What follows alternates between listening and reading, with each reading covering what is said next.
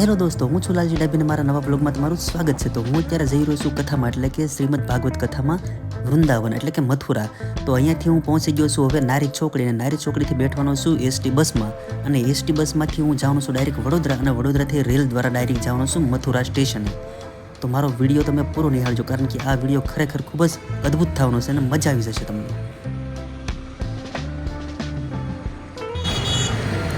જય સિયારામ દોસ્તો. તો હું અત્યારે આવી ગયો છું અહીં નારી ચોકડી એટલે કે મહારાણા પ્રતાપ ઓવરબ્રિજ, અને અહીંયાથી હવે સીધો જવાનો છું વડોદરા, અને ત્યાંથી જવાનું છું વૃંદાવન. બરાબર, એટલે પૂરો બ્લોગ મારો તમે જોઈજો. બરાબર, અત્યારે હું બેઠી ગયો છું એસટી બસમાં, કારણ કે મેં રિઝર્વેશન કરાવેલું હતું ફક્ત 171 રૂપિયામાં ભાવનગરથી વડોદરા. તો દોસ્તો, હું પહોંચી ગયો છું તારાપુર ચોકડી, અને અહીંયા હોલ્ટ માટે બસ થોડી વાર ઊભી રાખવામાં આવી છે. તો આપણે અહીંયા નાસ્તો પાણી કરી લઈએ.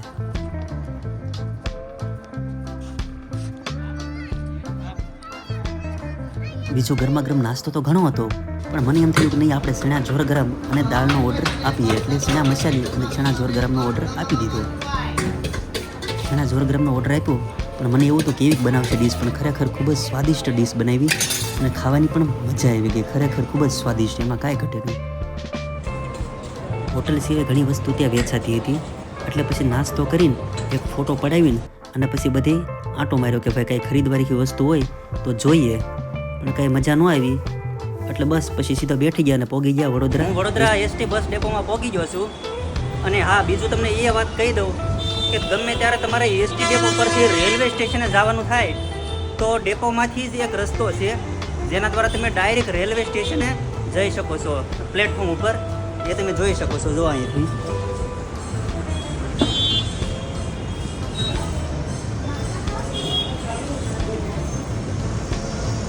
જો આ રસ્તો સીધો આ ડેપો છે સામેની સાઈડ, અને અહીંથી આ સીધો રસ્તો રેલવે સ્ટેશન પ્લેટફોર્મ પર જાય છે.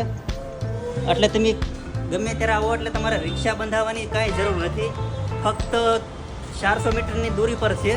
400 મીટર જેટલું થતું છે અહીંથી એસટી ડેપોથી, અને હાવ નજીક પડશે. તમારે ઓલું રસ્તે તમે હાલીને જાઓ તો ઘણું દૂર થાય, ટૂંકમાં 1.5 કિલોમીટર થાય, અને અહીંથી હાવ એનાથી નજીક છે. એટલા માટે ગમે ત્યારે તમારે આ રસ્તો પસંદ કરવો. જો આ પહોંચી ગયો.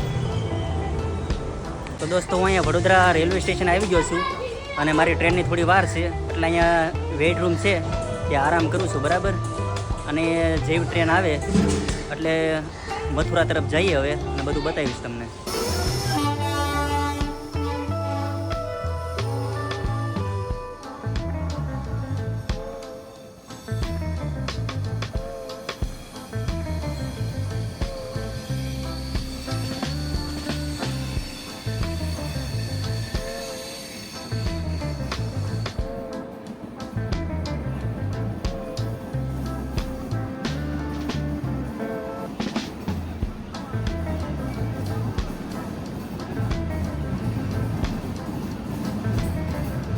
તો દોસ્તો, આ ટ્રેન આવી ગઈ અને હમણાં નીકળી પણ જશે, કારણ કે આ મારી ટ્રેન નથી. મારી ટ્રેન આજે ઘણી મોડી છે, લેટ છે, કારણ કે રેલવેમાં તમારે ગમે ત્યારે જવાનું થાય તો આમાં તો કેટલું મોડું થાય એનું તમે કાંઈ કહી જ ન શકો. ક્યારેક ટાઈમ ટેબલ પ્રમાણે આવી જાય, અને ક્યારેક તો બહુ જ મોડું થઈ જાય છે.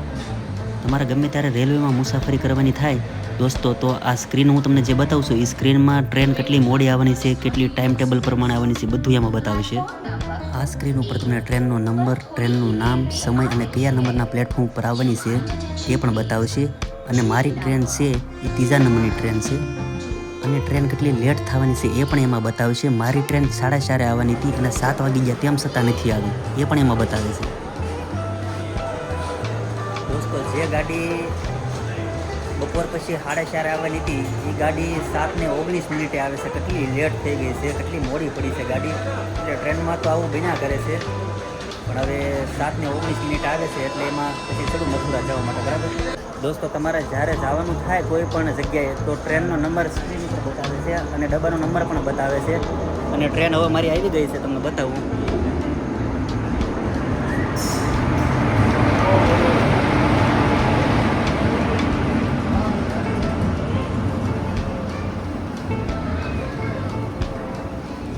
આ ટ્રેન મારી આવી ગઈ છે, અને S4 નંબરનો ડબ્બો અહીંયા ઊભો રહેશે, અને એમાં હું ચડી શકીશ. અહીંયા સ્ક્રીન ઉપર બતાવે એ ડબ્બા ઉપર તમારે ચડવાનું રહેશે, અને તમારી સીટ નંબર પર બેઠી જવાનું. જો અહીંયા બતાવશે તમને.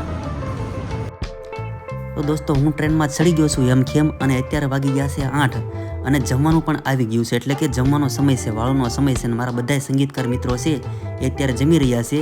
તો હાલો સાથે સાથે હું પણ જમી લઉં. હવે દોસ્તો જમવાનું આવી ગયું છે અને વાળનો ટાઈમ પણ થઈ ગયો છે. તો બધા દોસ્તારો જમી લઈએ, બરાબર. બધાને પ્લેટો આવી ગઈ છે જમવાની, બરાબર. અમારી કથાના તબલા ઉસ્તાદ બાલકૃષ્ણ બાપુ પણ અમારી સાથે છે, પણ એનો નંબર થોડો દૂર આવ્યો છે એટલે અમને મળવા આવ્યા છે, એટલે એની જોડે વાતો કરી અને પછી અમે બધા આરામ કરી ગયા. ઘણા સમયથી બધા દોસ્તારો ભેગા થયા નહોતા, કારણ કે અમારા કથા દરમિયાન જ બધા મિત્રો ભેગા થતા હોય, એટલે પછી મોડું થઈ ગયું, એટલે પછી અમે બધા સૂઈ ગયા. Good night. બસ રાત્રે પછી થોડી વાર આરામ કર્યો અને બધા મિત્રોને પછી 6 વાગે જગાડ્યા, કારણ કે 8 વાગે મારી ટ્રેન પહોંચવાની હતી, એટલે બધા મિત્રો જાગવા મળ્યા. હું પણ 5 વાગે વહેલા જાગીને તૈયાર થઈ ગયો અને બધા મિત્રોને પણ 6 વાગે જગાડ્યા. પછી બધાએ બ્રશ કરી લીધા અને પછી સીધા પહોંચી ગયા અમારા સ્ટેશને. મથુરાનું સ્ટેશન આવી ગયું છે. વારાફરતી વારા બધાને ઉતરવાનું હતું અને ફક્ત 5 મિનિટનો ટાઈમ હતો, એટલા માટે સ્પીડ રાખી અને બધા ઉતરી ગયા સ્ટેશને.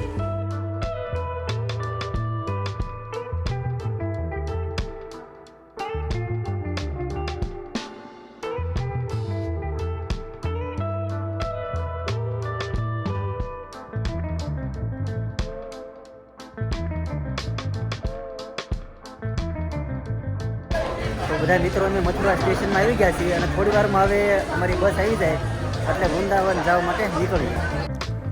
દોસ્તો બસની રાહ ઘણી જોઈ પણ આવી નહીં, એટલે બધાએ નક્કી કર્યું કે હવે નાસ્તો કરી લઈએ. એટલે પછી આપણા બધા કાઠિયાવાડીને થેપલા તો ભેગા જ હોય, એટલે પછી કરી લીધો સ્ટેશને નાસ્તો. પછી સા સણ્યા થેપલા ને સુખડીનો કરી લીધો નાસ્તો અને પછી નીકળી ગયા જવા માટે. હવે જે લોકો મથુરાના સ્ટેશને ગયા છે એમને તો ખબર જ હશે કે પ્લેટફોર્મ પરથી કેટલું દૂર સુધી હાલવું પડે છે, કારણ કે અમારે જવાનું હતું બસમાં, તો બસનું પાર્કિંગ તો ઘણા ત્યાંથી દૂર છે, એટલે હાલીને પહોંચી ગયા બસના પાર્કિંગ સુધી.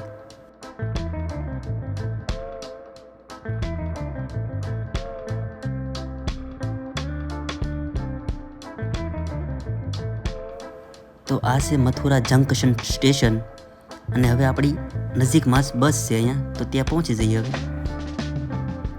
પછી બધા બેઠી ગયા બસમાં અને પહોંચી ગયા સીધા જ વૃંદાવન, અમારા કથા સ્થળે, એટલે કે વૃંદા રિસોર્ટ. તો આ છે અમારો કથા સ્થળ, એટલે કે વૃંદા રિસોર્ટ. હવે આ હોલમાં અંદર કથા છે અને બહાર અમે ઉતર્યા છીએ. સામેના મંડપમાં અમારો જમણવાર છે, એટલે અમે ત્યાં નાસ્તો કરી લીધો અને હવે જઈએ છીએ અમે સીધા અમારા રૂમે. હવે સામાન લઈને ઉતારા તરફ જઈએ છીએ રૂમે, બરાબર. કઈ જગ્યાએ આપ્યો બતાવું. વૃંદાવનમાં વૃંદા રિસોર્ટની બાજુમાં કૃષ્ણાધામ છે હોટલ, ત્યાં અમારો ઉતારો છે અને અમારા બધા સંગીતકારને અહીંયા રહેવાનું છે. તો રૂમમાં તમને લઈ જાઓ અને કેવો રૂમ છે એ બતાવું. ચાલો દોસ્તો, જોયામાં તો હોટલ સારી લાગે છે. હવે રૂમ કેવો છે એ અંદર જઈને તમને બતાવું કે કેવો રૂમ છે. તો દોસ્તો અમને રૂમ આપી દીધા છે અને કથા સ્થળથી થોડું દૂર છે, પણ હાલ છે, કારણ કે ખાલી 300 મીટરની દૂરી પર જ છે અમારો રૂમ અને હોટલ. અને આ પ્રકારનો રૂમ છે, જો તમે જોઈ શકો છો. તો આવો રૂમ છે અમારો અને એક રૂમમાં 3 વ્યક્તિ રહેવાના છીએ, બરાબર. અને અહીંથી અપડાઉન કરવાનું કથા સ્થળ સુધી, અને એ ફક્ત નજીક જ છે, એટલે કાંઈ એનો કાંઈ પ્રોબ્લેમ નથી, બરાબર. તો અમે અહીંયા પહોંચી ગયા છીએ યમખેમ અને હવે બસ અહીંયા આરામ કરીશું, ફ્રેશ થઈશું અને હવે બીજા બ્લોગમાં મળીએ, બરાબર. આ બ્લોગ હું મારા અહીંયા પૂરો કરું છું. જો તમને ગમ્યો હોય તો લાઈક, શેર ને સબસ્ક્રાઈબ કરવાનું ભૂલતા નહીં. જય શ્રી કૃષ્ણ.